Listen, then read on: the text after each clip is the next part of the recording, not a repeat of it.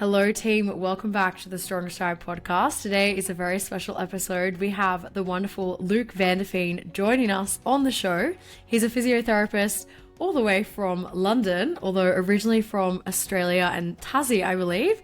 He's also a runner himself and strength and conditioning coach and specializes in treating runners, and we are delighted to have him here today. Thank you for joining us on the show, Luke. Thank you, Lydia. I'm not sure I've ever been referred to as the wonderful Luke Vanderfeen, but I'll take it. Today's the day, isn't it? It sounds good, doesn't it? We are so excited to have you here, and we're keen to dive into your story and also talk a little bit about your kind of clinical experience as well. But before we get too deep, do you want to let the listeners know a little bit about yourself, about how you kind of got started working in the running room, your personal running experience, physio experience, just a bit of a summary of who you are? Yes, as you guys mentioned, I'm a physio. Grew up in Tassie. I'm not sure if you've got any Tassie listeners, but from a little town called Railton on the northwest coast of Tassie. Was always super sporty growing up. Grew up on a bit of a farm, so just running around, basketball, motorbikes, football, all those sorts of things. And like a lot of physios, got injured myself, and that sort of brought me in the physio pathway. So I had a couple of knee reconstructions and ankle reconstruction from 9 to 20. So I spent a lot of time in physio clinics doing rehab, a lot of time on crutches, and then from there just decided, okay, let's make this a job, just to try and help people get out of the situation that I was in. And then in terms of running, like I actually hated running for such a long time. I think probably when I think about it now, probably the injuries I had, I was just so unfit and just, really running was just so hard. I remember, dodging fitness tests at football, like I fake I was stuck in traffic, or I hope there's no coaches listening to this, but I just really didn't like it. But then probably COVID came along, and like most people, 5K was all that you could sort of manage. So a lot of people on my street started just doing 5K challenges, and I thought, okay, let's do that. So I bought myself a Garmin, and the whole running side of things really kicked off from there. I haven't really looked back. In terms of moving to London, so I was a physio in Australia, and then post-COVID decided to make the move with my girlfriend over to London. Initially, found running a really great way to see the city and explore. There's no better feeling, I don't think, than running in an empty city first thing in the morning. So from there, my run started to push on a little bit from 5K to 10K. Got a little bit more brave and would venture out a little bit further. That's when I sort of got in touch with the running room, sort of followed the guys online for quite a while and sort of see a lot of the things that were being done there. I was like, okay, this is a little bit different than the way a lot of clinics approach rehab, and decided that's where I wanted to work. So yeah, got in touch, and I've been with the running room for almost 3 years now. So yeah, it's gone really well. The running scene and the running culture in London especially is awesome. I think there's so many people who come to a new city and use running as a way to have a look around and get to know people. So it's been, I guess, a big part of my life now. So to come from somebody who hated running to now it's probably my personality, it's a bit of a shift. No, it's cool to hear. And I think it's probably a really common story. I think, different people have different experiences through running, whether that's, trying to do cross country in school and hating it, or doing a team sport. And, running is always the punishment if you're in a team sport and you do something wrong. So coming from an experience where you didn't particularly like it to now having it, you have your own run club, you work with runners all day, you run yourself.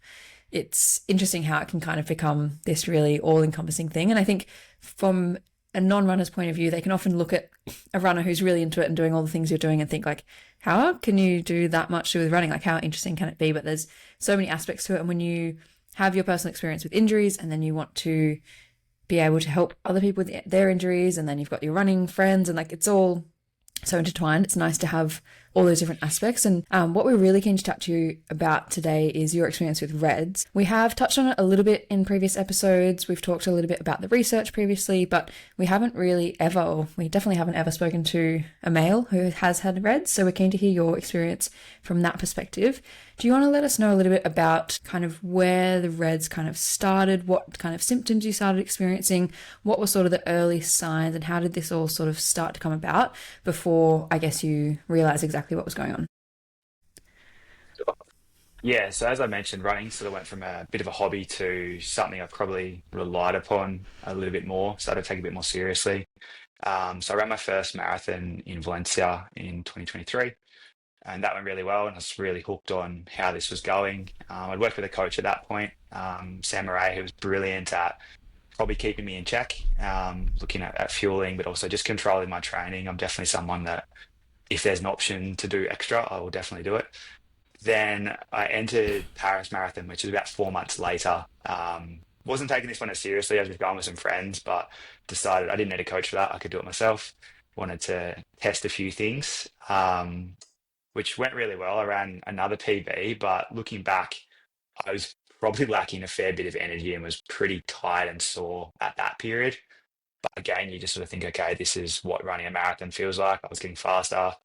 I was starting to push, I was sort of good for age times, training with people who were taking this, 100K a week, running really seriously. So I started to finish Paris and had a few races lined up sort of through the summer, but also had a busy social life coming into Europe summer. I'm obviously a social runner. It's not my job. So trying to balance social life, work life, and all those sorts of things can be tough. So I probably kept the same training load up, but had ramped up my social side of things, and work was getting quite busy as well. Obviously working in running, but this spring marathon season is huge for us. So my ability to recover was just probably non-existent, and definitely something I wasn't prioritizing. I was feeling pretty bulletproof and just sort of kept pushing through this feeling of fatigue. And I think it was probably about a month after Paris, I just got back into training. I actually tore my calf, and that was probably when the first warning sign should have been there for me, was getting injured. But I did sort of, as I would tell all my patients not to do, I just cross-trained my way through it, kept a really high training output while having, all these other sort of inputs coming through as well. What did your cross training look like, Luke? Like, were you trying to match your running? Because I feel like this is something that I see a lot in patients. I know I've done it myself, was having an injury, be like, okay, how many hours was I running? Let's just do all of that in the swimming pool when I'm not used to swimming that much, or on the elliptical or something like that. Is that kind of what you did? A bit of a combination. So this is when Hyrox was really kicking off. I know it's starting to become quite big in London. In Australia. But Yeah. I was doing a lot of, I guess, erg type sessions, a lot of just really high intensity work. And was almost just replacing my runs with that, which when I would look at, I guess, my total training hours, I wasn't doing that much in terms of training, but like everything was just done at such high intensity. And I guess probably the mental side of not running, I think I probably hadn't realized how much I was relying on that for, my own mental health and things like that. So that gap there, I would just put all my energy into a lot of cross training and just high intensity workouts. And for me personally, I would try and just jump into other people's sessions. Like I had no real structure because running was gone. I didn't really have a plan B. So it'd be nothing for me to do a session in the morning. Somebody invite me to do something in the afternoon, and I'd almost forget about the session I'd done that morning and go straight into it. Which I think, as you said, I get a lot of people really struggle. They just look at their Strava graph and think, okay, this is the only training that I'm actually doing. But yeah, when we look back retrospectively, there's a few other things that can be at play as well. I think as well with that cross training too, I think a lot of people think if they're not running and if they're cross training that there's this idea of no impact, right? There's like, well, if I'm not running, it can't be dangerous. It can't, like, I can't hurt myself from cross training. And I think there's that lack of awareness or that lack of understanding of, I guess, the issue with energy availability. And if you are someone that just has such a high training load, it probably wouldn't matter what stimulus that was. You can still then just be in that energy deficit, and then that can lead to the red. So, okay, so you had the calf tear, you're cross-training a lot. What sort of happened after that? So I took, a pretty simple calf tear that as a physio, you should be able to rehab in a couple of weeks. I managed to drag that out to sort of 8 to 10 weeks just from constantly wanting to test myself. I was also getting sick quite a lot. So I think looking back, I had the flu 2 or 3 times in a 6 to 8 week period. I just couldn't seem to shake that off. Again, that's probably a sign when you should start to think, okay, let's drop training a little bit. But, I just ramp that up. I go jump in a sauna, do all these silly things to try and shake it off. I was also feeling quite fatigued and probably starting to notice I was struggling to concentrate a little bit. I think my girlfriend was probably the first person to notice that I'd be great at work, but I'd come home and like my head was just not in the right space. And I think I probably put that down to just not training, but it was probably just a lack of energy as well. Looking back, I'm definitely on the bigger side in terms of marathon runners. Like I'm at 95 kilos generally. So for somebody trying to run a faster time. I was definitely aware of not wanting to put on size as well. So I thought, okay, if I'm not running, I'll just tone that down a little bit as well. Definitely not, deliberately restricting in a massive sense, but was definitely aware that I probably wasn't burning as much energy as I was if I was running. Again, probably not factoring in all the stuff I was burning from the training I actually was doing as well. And then started to get back into a little bit of work and really started to notice that my performance was dropping off as well. So that the erg sort of sessions I was doing, I remember I had one day where I finished a session, just had massive head spins, and it honestly took me 2 or 3 days to feel like I recovered. And that's when I made the call to go see a sports doctor and see what was going on. Again, probably not fully aware that it was REDS at that stage, but I just knew something didn't quite feel right and I needed to get some help. And Luke, was it something that you had treated or like observed patients with in the clinic before? Like, did you start to have an idea of what was going on? Because obviously, like, booking a consult with a sports doc, like probably someone who wasn't a physio or not in sort of allied health, I don't imagine that would be the first thing that would come to their mind. Like, did you start to sort of have an inkling of what was going on? Or do you think maybe there was something really unusual that you just really had no idea, but you thought needed to be investigated? Yeah, it's probably two sides to it. I think one, I definitely do treat a lot of people with REDS, and sometimes as a physio, you can be great at giving advice and not so good at taking it yourself. I was actually sitting with a patient and running through the LEAF-Q, which is a low energy availability questionnaire for females, and ran through this questionnaire with this particular patient. And in the back of my mind, I was answering yes to almost everything that I was actually asking this person. And that was a bit of an alarm bell for me. And as we'll probably get to, I think REDS, especially in guys, is a little harder to spot and probably a little bit less well known. I know when I was, studying at uni, it was referred to as the female athlete triad. Like the fact that a guy could pick up something like this was, it just wasn't thought of at that stage. So I think for myself, I was probably ignoring a few of the signs, and maybe I'm just sick, maybe it's the flu, maybe it's COVID or something that I'm feeling this way. But doing the LEAF-Q with this patient was a bit of an eye opener, and that's what led me to book the sports doctor's appointment. That would have been so interesting, kind of sitting there and someone else's experience, and you're trying to help them out with what you think might be going on, and then having that in the back of your mind that like, oh, maybe this is me as well. What did that consult with the sports doc look like? Was that kind of initially what they assumed was going on? Did you have to do lots of testing? What was that process like? Yeah, so I booked a consult with the sports doc, sort of with two things in mind. One, to get on top of the injuries I had. So I had some tendon troubles as a result of a calf injury, so hamstring and Achilles. I was in my mind, I was like, I'm there to fix that. And the red stuff was sort of just a secondary thing that I would bring up. And then she very quickly shifted the conversation to my fueling, my weight, my sleep, my stress. And I probably resisted this a little bit. I probably tried to steer it back the other way, but she was pretty persistent that this was I could do all of the calf exercise in the world, that this was going to be a bigger problem if I didn't fix it. So I had some blood tests done, which again was a bit of a shock to me. So they were revealed some absolute textbook of REDS. So the first thing you'll notice is a drop in testosterone. So my test, I can't remember off the top of my head, but it was definitely well below what we'd expect in guys. Sort of anything below double digits is normally considered a massive alarm bell. I think normal range is around 12. Mine was definitely well into single digits, as well as a few other markers. So low iron, there was some thyroid sort of markers that were a little bit off as well, which again probably just really contributed to the reason I was feeling so tired. Like I was anemic. There was some issues with kidney function and liver function as well that were just a result of high protein intake with very little carb intake. That was meaning my body was just starting to break down from the energy that I was using and the amount of training I was trying to do. So yeah, my doctor was pretty straight with me. She's like, you just have to change what you're doing or this is not going to get any better. And I probably needed to have that from somebody externally.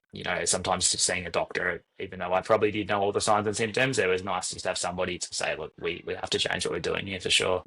Yeah, how was it taking on that news? Like, did you feel relieved that now you knew exactly what was going on? You were kind of like, I thought this might be happening and now I know for sure. And was there any kind of, I guess, confrontation or almost maybe a sense of guilt? Like I know a lot of physios and allied health professionals struggle with this feeling of like, I should know better, or I should be able to prevent these injuries more so than REDS. But did you feel as though like, oh, I should have realized this earlier, and got on top of it? Or was it kind of just like, oh, this is really great that I know this and now I can start taking some steps? Yeah, it's definitely a little bit confronting initially, seeing a female sports doctor and being asked all these things about, sexual function and stuff like that. Like I was just here for my hamstring pain, so it's like, well, where's all this all coming from? And I think for a lot of guys, that can be really confronting. That's probably what stops people from actually coming forward and having these conversations, whether it's Reds or, most men's health issues. I think we tend to be a little more private or a little bit more reserved with these sorts of things, which is obviously something we have to try and change. But yeah, there definitely was I felt like a bit of a hypocrite, to be honest. Like I was seeing all these people with stress fractures and I was, preaching all this advice to them. And then I'd just go around and almost do the exact opposite, telling people not to train faster. But then sure enough, in my lunch break, I'd be training instead of, having lunch and things like that. So it definitely was a bit of an eye opener and probably just made me reassess what I was doing and probably some of the more underlying factors as to why we do behave the way we do in terms of exercise. It's probably something I've spent a fair bit of time on trying to learn a bit more about as well. Yeah, it's such an interesting thing getting some sort of diagnosis, or I guess I was gonna say injury, but I guess it's a broader thing than that. Like as a health professional yourself, because like, yeah, what you're saying about like being able to give the advice but not necessarily apply it. And I know that's something myself as a physio, like pretty much every injury I've had a sense of like embarrassment and guilt. And I'm like, oh gosh, like I shouldn't be getting injured because I should know what to do, which is like very unproductive. And like, it's just such an interesting like thing. But I guess it's probably just like quite normal that like, it's just part of being human, right? Like everyone kind of just does this stuff. And just because we know what the ideal thing is, we're still human and we're still going to be just as much at risk as doing all the human dumb stuff that humans do, right? But yeah, really challenging thing to go through. What was the next steps? Like when you got those blood test results and they said that you have Reds or in Reds, is there an immediate course of action? Is there supplements? Is it time off? Like what was the treatment? And did you get referred to other health professionals as well? Yes, again, I was probably a little bit naive initially, thinking that I could manage all of this myself. So I saw the doctor, had some recommendations on some supplements. I said I was anemic, so there's some iron issues and things like that we had to get on top of. And the initial plan was, okay, let's not do anything too drastic. And a couple of races I'd already had booked in. So we sort of made a little bit of an agreement that I would just really reduce my training load, especially my intensity. So cutting back to just basically just easy volume. And working on my nutrition, take these supplements, and we get some blood tests in 3 months and see how things were going. So that was the first step. Got some bloods back, and the change that I made definitely made an improvement. So all my markers were trending in the right direction, but definitely still below baseline. So I then made the call. I was supposed to run a marathon, I think about 3 months after this, and I made the call to pull out of that one. Just thought there's no way I can try and manage, trying to get myself healthy plus actually commit to a marathon. And I probably knew myself that I probably didn't quite have the self-restraint that if I started a training block, I probably would push further than I needed to. And then I went away on holidays, so I had some more time to relax and things were, again, got some more bloods at 3 months. Things were going good. And then from there, started to reintroduce some more training intensity. So this thing was about Christmas time this year. Reintroduced a little bit of intensity with a plan to run a marathon in May, and then had my follow-up blood tests a few months before that block was supposed to start, and things actually gone back a little bit. And this was a bit of a shock to me because I definitely made more effort with my food, my supplements and all those sort of things had gone up, and in my head I wasn't training that much.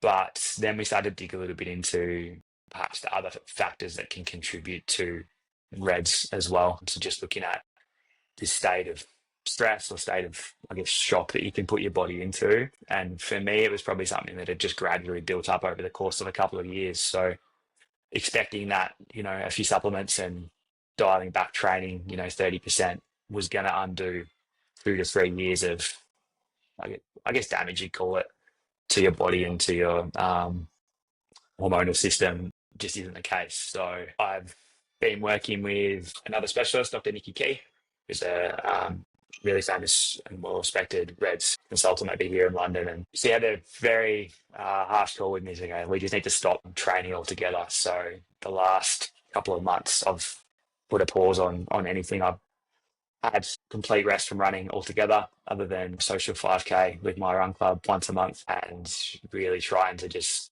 let my body have a complete reset. So that's sort of where things are at the moment. Wow, that's a huge decision to make, to cut everything out. I think it's one thing to reduce intensity, reduce volume, maybe cancel some races. They're all tricky decisions, but to completely cut everything out. And as you mentioned earlier, like, you've got your run club, you work with runners all day, like running is a huge part of your life.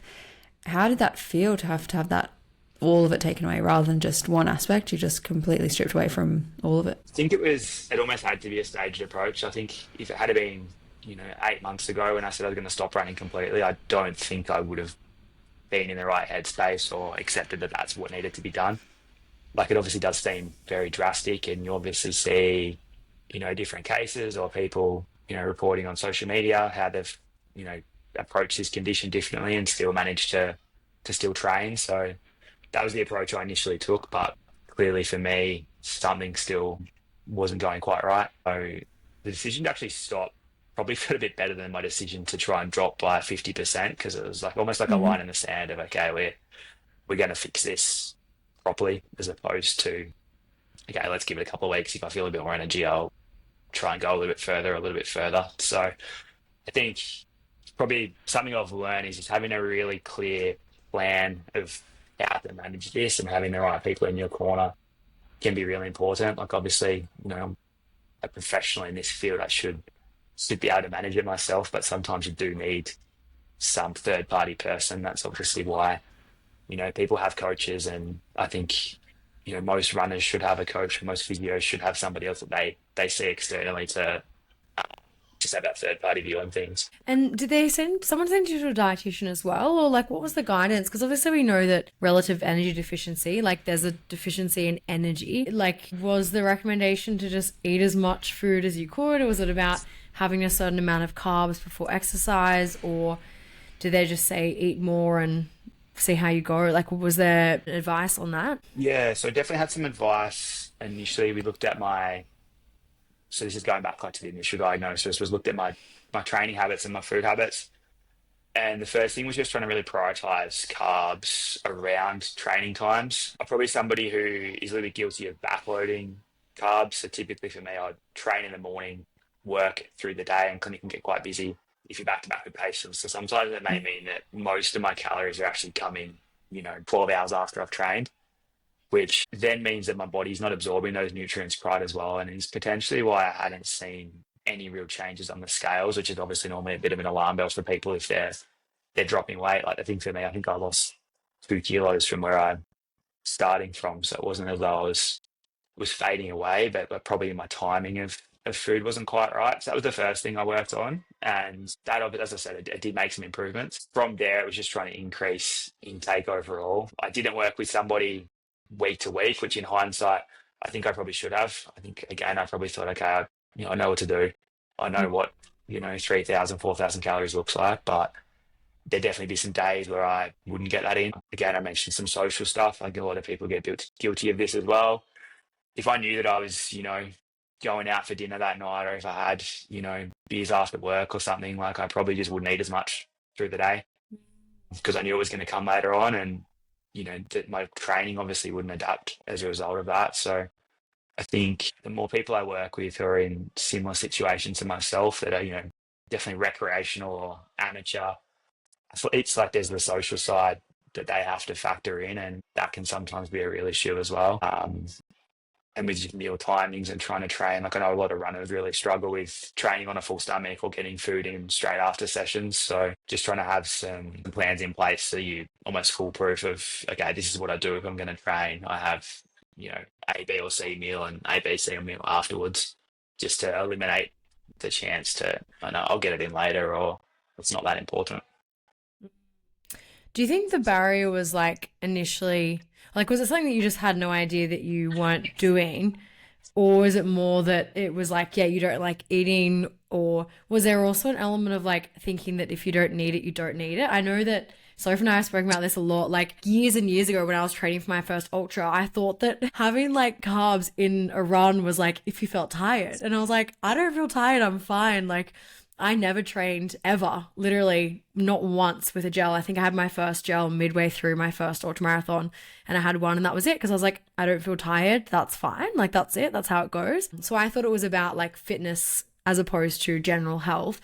Do you think there was something about that for you, or do you think it was like some sort of societal pressure thing, or just absent-mindedness and just not really thinking about it? Yeah, I think it was probably a couple of factors. I think from a performance point of view, like if I was training for a race, I probably took my nutrition a lot more seriously. So gels during runs and things like that.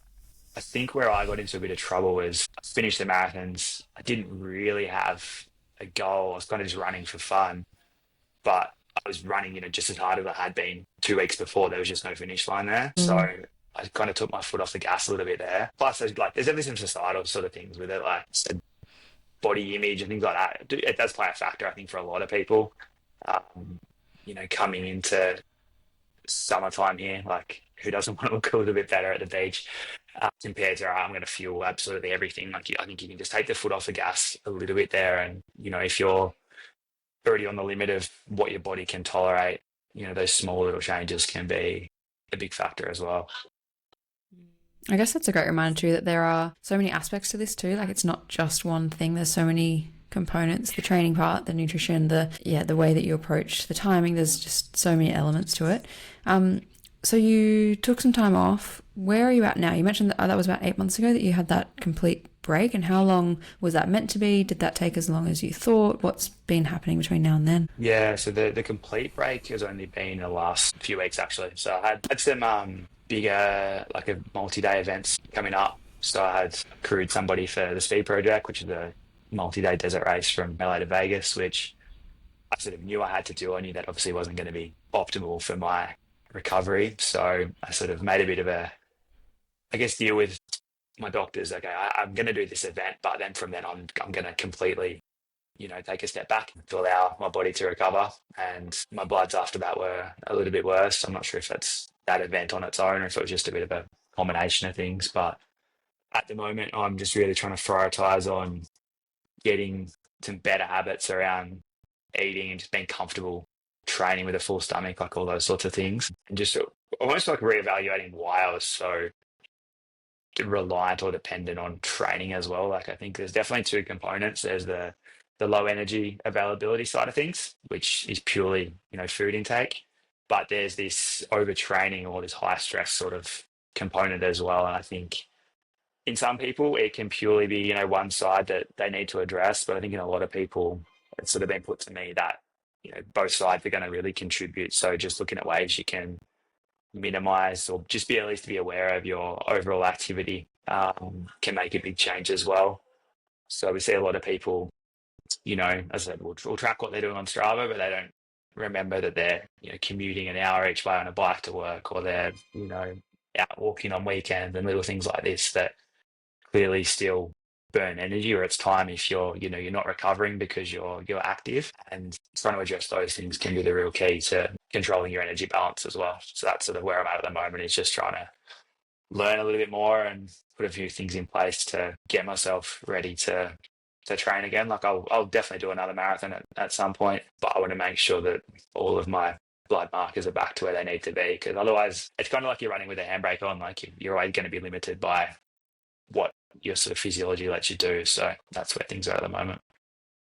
And have your doctors given you a bit of an idea of like what is at risk? Because I think some people, might be familiar with RED-S and be like, oh yeah, it's just this thing that like, you eat more food, you rest a bit, and then things just go back. Like, are there any sort of long-term repercussions that you've been made aware of? Like, I know that bone density is often something that comes up, and as a physio, we're very familiar with treating bone stress injuries in runners, and RED-S can play a huge part in that. Are there any other things that the doctors have made you aware of that like could impact your long-term health, or stuff that if not treated, then this will happen? Yes, I think the best thing with RED-S is a lot of these effects are reversible. So it's a lot of these like effects that we get, what I call secondary effects on like your thyroid and things like that. So if I can put my body, or if someone puts their body in the right environment to recover, most of these things will improve.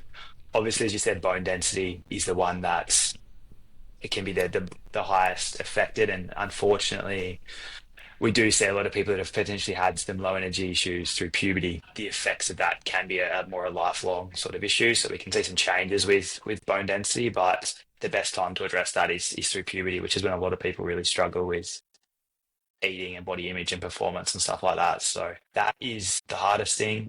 Fortunately for me, I was not affected with any of those sort of things as a teenager, so my bones are quite good. I'm noticing personally like tendon issues. So again, I've really dropped all my training back off, but I'm still dealing with a couple of tendon troubles, which is something that I know anecdotally I'm seeing a lot of guys that are in similar situations can deal with this. I'm not too sure on the research in terms of any sort of physiological reason as why this occurs, but definitely anecdotally, I do see more guys with tendon issues compared to strictly the stress fractures that we probably thought would come about. Obviously, like reproduction wise, like low testosterone can have some impact, if you're trying to have a family and things like that, which is not where I'm at the moment. But, I'm sure that's something that a lot of people would need to consider as well. And likewise, the absence of a period in a female is going to have some effects reproduction wise. And that's clearly something that needs to be taken into account as well. This is not just a training issue. Like this can affect your whole life if you just ignore those signs and symptoms. For sure. I guess there's that performance element that you probably initially noticed, that reduction in performance. And then there's also that health component that is huge, probably more long-term if left untreated. I'd love to hear a little bit about how you feel you're going to approach, I guess, kind of the next phase. Once you've gone through this kind of really drastic deloading period, I'm keen to hear, obviously practically, you can write a return to run program. That's very straightforward and simple and should be kind of second nature, but more around how mentally you think you're going to approach it. Because you mentioned earlier that when you're kind of reducing training initially and some intensity, you kind of cut that marathon out because you knew if you were going to do a training block, like you would probably just go a bit too overboard with it. Do you feel like that's something that you're really going to have to battle with, having that kind of natural maybe competitiveness, or maybe that type A personality or personality type that wants to push really hard and do well and chase PBs and perform well? How are you going to balance that with now what you know and kind of understanding your body a little bit more and understanding that maybe you won't be able to push those limits like you had previously? Have you thought much about how that's going to look practically when you do start to reintroduce that training or train for that next marathon? Yeah, definitely. I think something I've noticed is it's a lot easier to start from scratch sometimes and to add things in than to start trying to pull things away. So for me, to go from running 80 to 90K a week to drop that to 50, that was a massive, massive change to me. Whereas for me to get myself to 50 now, like that's going to be a bit of a journey, right? I think it's almost a shift in mentality. And when you're not training, you're definitely so much more grateful or appreciative of the ability to go out and do these things as opposed to, a physio or a doctor telling you to stop this or pull this away, or you feel like you're almost like a kid having something taken away from you. So I think just the mindset shift is really nice. And it's something I'm definitely used to be really hesitant as a physio to pull people from training altogether. Like I think that can definitely have some downsides, but I think, as you mentioned, like there are definitely some personality types, or some people I can perhaps relate to in, that are dealing with similar issues that actually just a bit of a reset might be really, really good for you, just mentally to learn how to deal with not training or life's going to go on if you're not running. So I think that's the first thing. And then it's normally just going to be try to reintroduce a little bit of volume. I'm not too sure I think the smart move for me is going to be to have a coach to work with. I think we're having a coach or an app or a training plan can be a little bit dangerous, especially, there's a lot of AI training plans at the moment that are fantastic. But if you're that type A personality that almost wants to prove the app wrong or prove that you can do something, I see a lot of people that just do sessions that they shouldn't. And I think having that ability to say you wake up and, oh, geez, I feel a bit tired today. Do I really need to go out and bang out this session? If you've got a training plan that tells you to do it, you're probably going to go out and do it.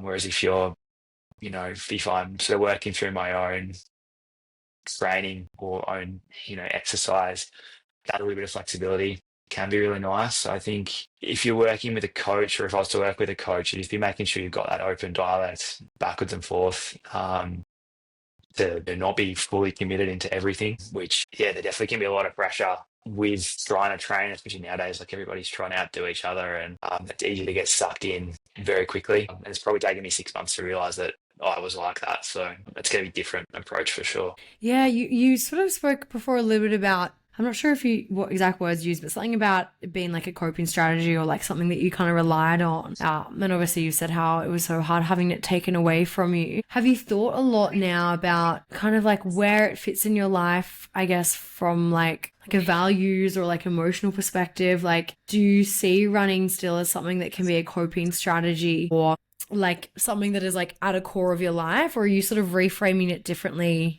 in your head? Yeah. So actually, I didn't mention this before. I saw a sports psych Mm. the start of this year. My doctor had recommended it. I think she noticed I was having a hard time, and again, she was telling me to pull away, and I felt like she was trying to really take something away from me. So yeah, I've had a couple of sessions with the sports psych and just really trying to understand what was happening with training. I think the whole term of running is therapy or running is free therapy, I think it can be fantastic. And for me, it was like running was a way I got through grief. My mum passed away a couple of years ago, and I used running as a way to navigate that. Which, on its like in a short term period, yes, that's fantastic. I'd probably, if I was having a bad day, I would just go for a run or just run harder. I didn't really have any other strategies. Not being able to run, you obviously have to think a little bit harder about how you're going to deal with things. I think, as much as I think running or exercise can be great for people dealing with tough times, like, I think it doesn't replace professional help. So whether that's, therapist, sports therapist, anything like that, like, I think having some other plans in place can be really important, because it is going to catch up with you eventually. Like, I think my response sports, like, you're running yourself into the ground, and that's probably what I was doing. Mm. So yeah, that mindset shift of, yeah, running can be fantastic without needing to do it 5 times a week as hard as you can, or Mm. people are still going to respect you for running. You don't have to be trying to break a record every time you get out the door as well. Mm. There's a lot more to running than just pushing yourself that way. Yeah, I mean, it's really cool to hear your perspective shift. I mean, I think it's something as well that, like, I imagine is probably just like an ongoing practice as well, because there's just forever like unlimited difficult things that we will go through in life. And like hearing about you losing your mom and grieving that, like, that must have been so hard. And obviously having running, like, it makes sense that that was something that you really wanted to lean into. And I think probably anyone listening, and I know so for myself, like, yeah, movement and exercise, like it is, I feel like it's so necessary when we're going through challenging things. And it seems so unfair to say that it's like potentially wrong or potentially like not something that we should like fully rely on, because it's like, well, it feels so good. Like, it just doesn't seem right to not be able to have that. But I think what you said about the fact that like you can have that, but like it shouldn't replace other help and shouldn't replace professional help and having other support strategies. And I think yeah, having like, and Sophie and I have spoken about this quite a lot recently. We had a psychotherapist on the podcast, Freya, and she spoke a lot about like diversifying your identity and diversifying your sports. And I think that's something that kind of makes a lot of sense with having like different sort of things in your life that you can lean on. Yeah, obviously like the practice of it can be really challenging. The other thing you mentioned was around, you said something before about like everyone competing with everyone. And I feel like at the moment, that is so much the world of social media. And I know that's probably just always been social media, but since running has gained so much traction, and particularly ultra running, and this shift to like doing the next hardest thing and the next hardest thing, how do you navigate that? Because I feel like, maybe we're just in this boom at the moment, and then maybe it'll shift to something else. But I feel like within like the wellness and like health space as a whole, like there's always someone doing the next kind of coolest thing. Like, is there stuff that you're like strategies that you're taking to help navigate that personally, as well as like advice that you might give to someone who is struggling with that sort of comparison culture? Yeah, it's tough, right? Like, it's these challenges are amazing. Like, they're so inspiring. They get people out there, and again, timing or dosage can be really important here. But yeah, if every time you open your phone, you're seeing, I saw a comment the other day, like, every time I open my phone, there's just a shirtless man running across the country. Yeah, Which that's so true. is kind of true, right? Yeah. Yeah, there's just guys and girls just doing incredible stuff, and probably with my job or the people I choose to associate myself with, like it can just normalize some of these things. So it can be really tricky because if you feel like you're doing less, it's like, and that was probably for me, I normalized the amount of work that I was doing. So like, well, it's not as much as this person's doing. So, why am I getting all this stuff going on and they can handle it? But like, you don't know what's going on outside of the 30-second reel that they post. Some of these people are doing it for a job too, so they don't have life stress to the same level that somebody trying to manage a 9 to 5 or a family or anything like that. So I think if you are that way inclined, like just try to, I've had people who I recommend, maybe Strava's not for you, or maybe we need to moderate your, Instagram usage or TikTok while you're injured. Like, are you just going to doom scroll while you're on the elliptical, and put yourself in a worse headspace than you were when you first got out there?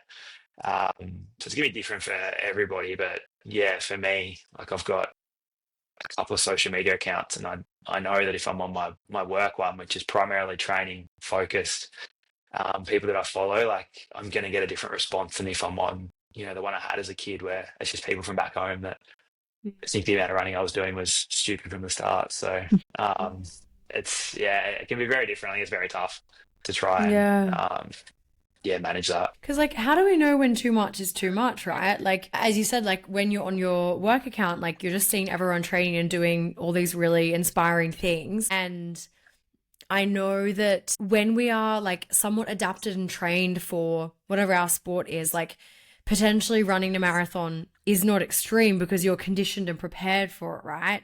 Whereas if you're a beginner who does couch to marathon, it is extreme. So like, I feel like there's like layers in this like comparison thing, because like to sort of just be like either comparing myself to ultra runners or people that don't ultra running, it's like, okay, well obviously like this is kind of extreme compared to like the average human, yet like there's layers within that where like some people, their ultra marathon is really crazy because they have not done the things and they have all these life stresses and all this other stuff going on. Whereas like, as you said, someone else might be a professional athlete. They've been doing this their whole life and they've had like heaps of downtime prepping for this, like, a really nice gradual build. Like there's so many parts that kind of are going to determine about like how extreme it is.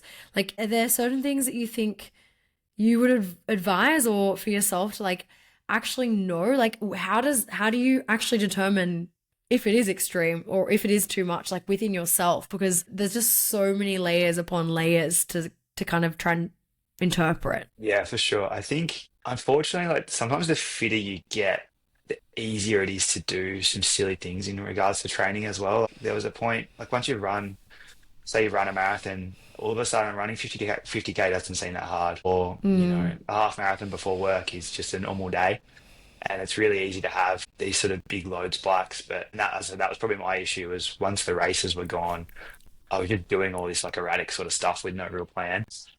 Whereas, as you said, if, you're doing a couch to 5K, like your ability to do these massive errors just isn't quite there because you don't have the capacity. So I think if it's somebody who is, trying to go after some pretty lofty goals, especially in endurance sport, is actually just trying to have like, all right, what's your A goal? What's your B goal? And realistically, you could probably only have a couple of those in a year. Like if you look at, again, elite level runners, like people are only doing 2, max 3 marathons in a year. So what makes us think that we can do that plus have a social life and a job and sleep 6 hours a night and I can run 4 marathons? Like it just doesn't make any sense. But we tend to do this, especially in London or in the UK, because we're so close to Europe. Like there's literally a race on every weekend if you wanted to. I know I work with a few people back in Northern. It's a little harder just because we're a bit more isolated, which I think can be a blessing actually, because you're not quite so tempted just to jump into a race or an event as well. So just understand what you're putting your body through and can you actually recover from that event. If your body's starting to tell you otherwise, then you may have to reassess.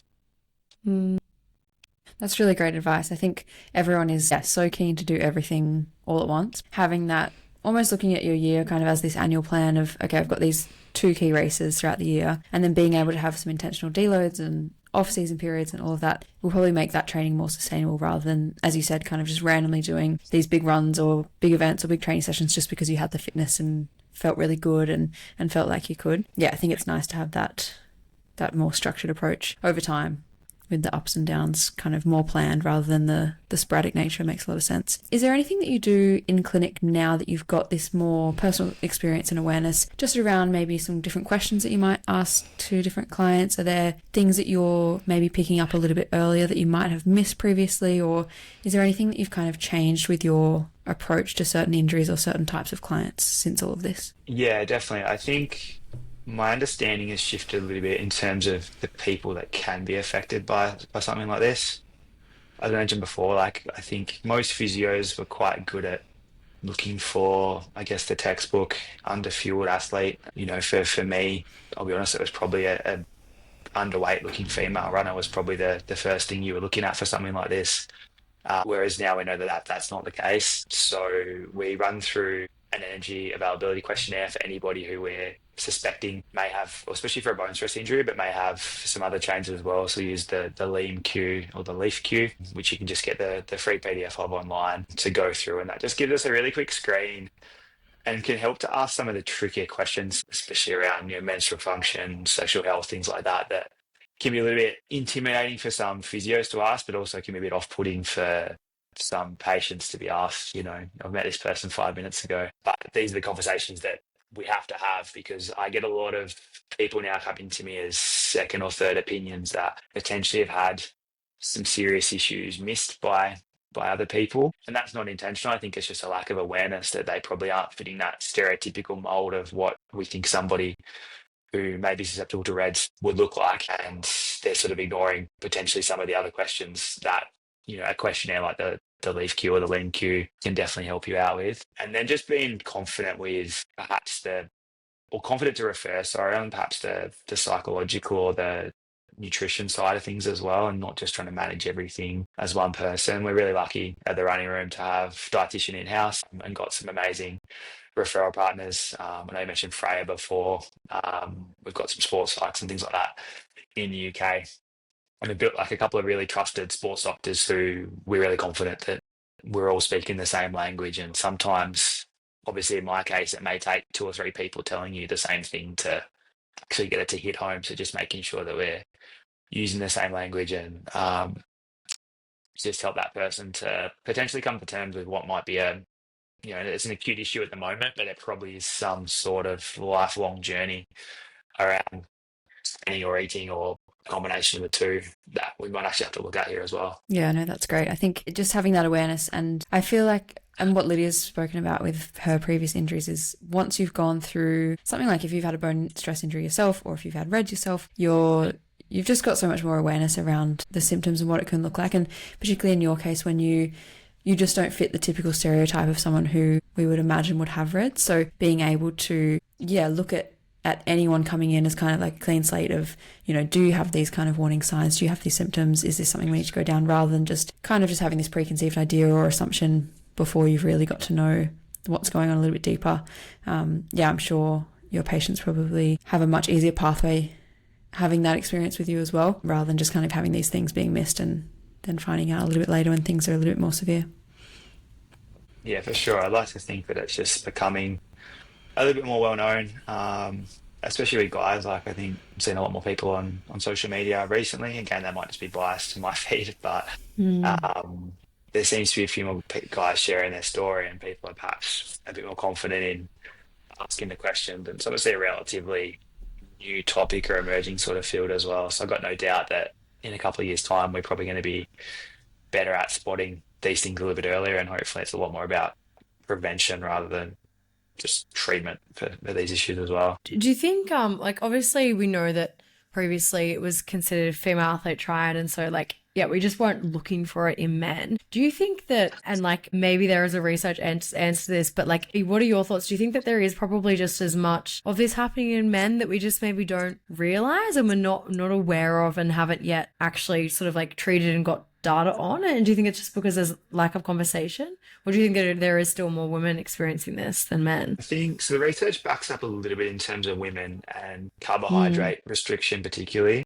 So there are a few articles that look at the women potentially just not quite having the same threshold. So a smaller training error there can have some more serious consequences. But I've got no doubt that there's just as many guys out there who are perhaps not experiencing the full spectrum of symptoms, or getting away with a few issues, but I think it's definitely out there at the higher end, but also at the more recreational sort of level as well. There's a lot of training habits that are potentially a little bit outdated as well that people can start to improve on, and I know a lot of people still follow those as well, like training fasted and those sorts of things. Yeah, totally. Yeah, and I think there's always going to be an evolution of training styles and methods, and the approaches will just continue to evolve, just like our understanding of the science and the research and what, how these different things present and what we can do to manage it better. So I guess, yeah, having conversations like this, like I'm so glad to share this, because I definitely think, like, even going back 5 years ago, 5 years ago, definitely 7, 8 years ago. Actually, I'm thinking like definitely when I was at uni, like it was very like much the female athlete triad. So like, yeah, it's really cool even that we're having this conversation, hopefully spreading a bit more awareness and encouraging any of our listeners, both men and women, but I guess particularly the males that might think that they aren't susceptible, to actually understand that they can be, and that it's just super important to get advice. Thank you so much, Luke, for sharing your journey, and we will pop your Instagram in our show notes. And obviously your Instagram, you post a lot of fantastic, helpful videos about not just REDS, but about all different things, mostly around strength conditioning stuff related to runners, which is super, super helpful. Any sort of final words, Luke, that our listeners could sort of take away or keep in mind when they're going out for the next run? Fighting words. I think, as you mentioned, just don't be trying to push these symptoms to the side. Like it may be overreacting to get these things checked, but I think you're always better off to be safe than sorry. So if anything I've spoken about rings some truth home for you, the first step is to either have a chat to a physio or to your doctor, but then get some blood work done to see if there's a real reason for why you're feeling the way that you are, and it's going to impact your training a lot more than just trying to push through. So yeah, the best thing you can do is just get checked, and hopefully we can get onto this early and you're going to be good to go. Awesome, fantastic advice. Thank you so much for your time, Luke, and we'll have all of that linked below, and can't wait to follow your journey as you continue working this all out. Yeah, thanks so much, guys. Thanks for having me. Thank you, Luke.